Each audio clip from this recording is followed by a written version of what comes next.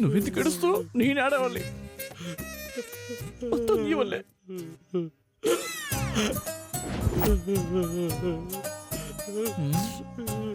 ఇదిగో బాబాయ్, ముందు ఆ ఏడు పాపో. ఏం చిట్టమ్మా, ఎందుకంటే చేసుండవు నువ్వు? ప్రేమ, ఇష్క్, కాదల్, లవ్ మనిషిని అది ఎంతకైనా తెగించేలా చేస్తుంది. ఇన్నాళ్ళు ఓపిక పట్టిన చిట్టమ్మ ఇంకా విరహ వేదనని తాళలేక ఛేదించాలనుకుంటుంది. నాయనా, ఆ చేసింగ్ లని మనం చూసుకుంటామని చెప్పుంటాం కదా, మళ్ళీ సడన్ గా తన ఈ ఎంట్రీ ఎందుకో? ముందే ఆ దత్తుని గానికి మెంటలో, అతను గాని చిట్టమ్మ అతన్ని లవ్ చేస్తుందని పసిగట్టేసినాడే అనుకో, అంతే, ఇక మనం చేయడానికి ఏం ఉండదు. తెలియపోయినా మీరు చేసేది ఏమీ లేదు. అది రాతి విగ్రహం. దానిలో ప్రేమ పుట్టించాలంటే రవివరం లాంటి శిల్పి వచ్చినా కూడా అది సాధ్యం కాదు. ఇదిగో తయారో, మీ గుండాయనకి అట్ట అభిషేకులను పెట్టదని చెప్పు. మేమేడ మా లైన్ క్లియర్ చేసుకునికి ముందు చిట్టమ్మ లైన్ క్లియర్ చేయాలని ప్రయత్నిస్తా ఉండము. దానికి హెల్ప్ చేయాల్సింది పోయి ఎట్ట మాట్లాడుతున్నాడేంది? హెల్ప్ చేయాలా? సంబంధం లేని వాళ్ళని ఇంట్లో ఉంచుకోవడం లాంటి హెల్ప్కు మించిన హెల్ప్ని ఈ ప్రపంచంలో ఎవరైనా చేస్తాడా? అది ఫ్రీగా. చేశారులేండి గొప్ప హెల్ప్. మీరు తప్ప ఎవరు లేరని. ఆయన సంబంధం లేదంటారేంటి? వాడు నా ఫ్రెండ్. ఆ మాత్రం చేయకపోతే ఎలా? ఫ్రెండ్ అంటే ఎవరైనా మాట సాయం చేస్తారు, మనీ సాయం చేస్తారు. ఇలా ఇంటిని అప్పగిచ్చేస్తారా?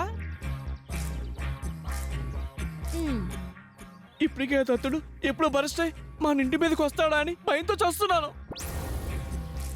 కానీ మీరు డైరెక్ట్ గా దత్తుడికి ఎసరు పెడుతున్నారు. ఇంకా ఎన్ని జరుగుతాయో ఏంటో.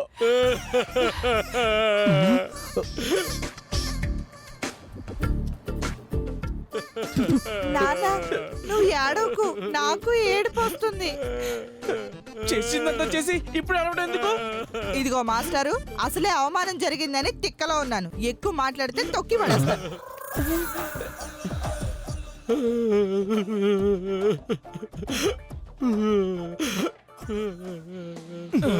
రత్తయ్య, చిన్న పిల్లాళ్ళ ఏడుపేంటి? నీ సైజ్ కది సూట్ కాలేదే కానీ ఆపేయి. అయిపోయింది అబ్బాయి. ఈ కత్తులు రత్తయ్య పరువు పచ్చడైపోయింది. ఇంత అవమానం ఏనాడు జరగలేదు. ఇదిగో బాబాయ్, సన్నాయి మాదిరిగా ఏడిపోయింది. ముందా ఏడు పాపో. నన్నేం చేయాలో ముందా ఆలోచించుకొని. ఇదిగో బాబాయ్, ఇన్ని రోజులు నీ కూతురు మాత్రం పిచ్చిది అనుకున్నాను. ఇప్పుడు నువ్వు తనకన్నా ఎర్రోడు నాకు ఇప్పుడే అర్థమై ఉండదు. అబ్బాయి, నువ్వు నన్ను అవమానిస్తున్నావు.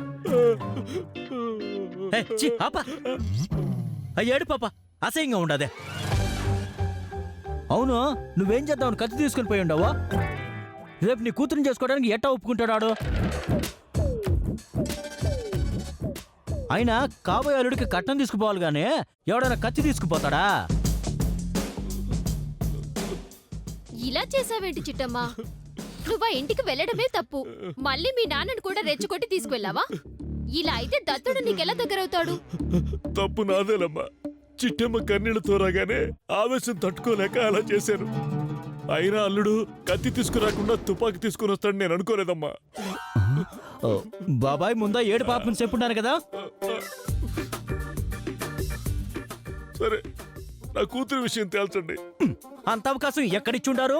ఆలోచించుకుని లేపే అంతా రచ్చ రచ్చ చేసేసి ఉండారు. మరేం చేయమంటావు అన్నయ్య?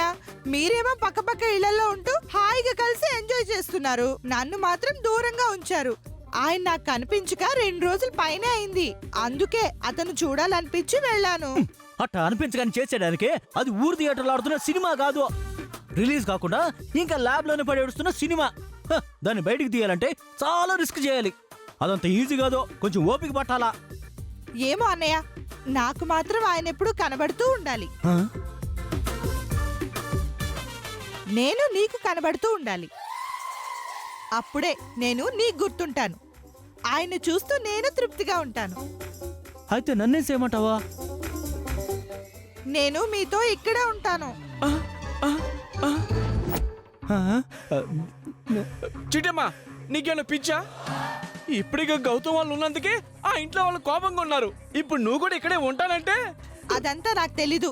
నేను మాత్రం మీతోనే ఉంటాను. చెప్పు నాన్న. అవును, నా చిట్టి తల్లి కూడా ఇక్కడే ఉంటుంది, నేను కూడా ఇక్కడే ఉంటాను.